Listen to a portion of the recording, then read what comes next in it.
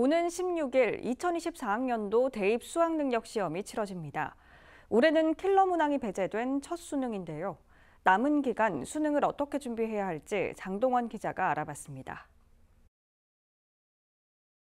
지난 9월 모의평가부터 수능 시험에서 초고난이도 킬러 문항이 사라졌습니다. 어려운 문제가 사라진 만큼 수능은 쉬워졌을까? EBS 조사 결과 응시자 80%가 9월 모의평가가 어려웠다고 답했습니다. 쉬웠다는 반응은 6.5%에 불과했습니다.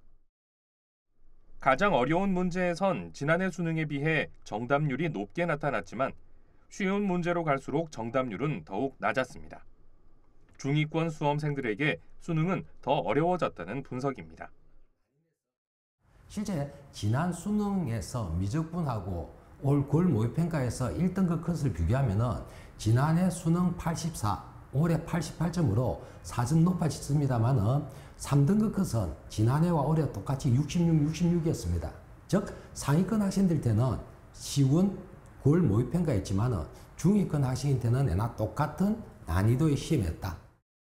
특히 의대 열풍이 부는 가운데 킬러 문항 배제까지 더해지면서 올해 수능에서는 역대 최대 재수생 비율 35%를 기록하고 있습니다. 재수생은 자신이 파악하고 있는 가장 취약한 과목을 중심으로, 재학생은 새로운 과목보다는 그동안의 공부를 정리하는 시간이 필요합니다.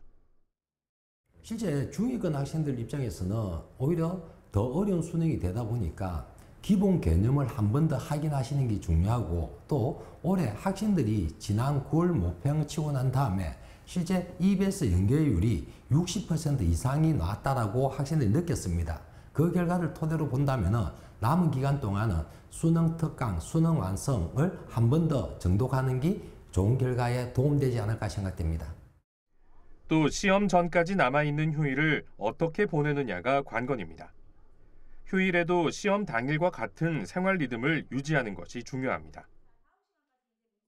휴일 2번을 갖다가 사실 늦잠을 잔다든지 그렇게 하면 몸 신체 리듬이 깨질 수 있기 때문에 이번 토요일, 일요일 같은 경우는 반드시 수능하고 똑같은 기분으로 똑같은 시간 배분을 하여 모의고사를 한번 치보는 걸 권하고 싶습니다.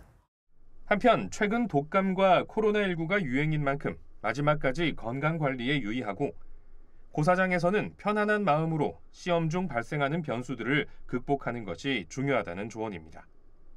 BTV 뉴스 장동원입니다.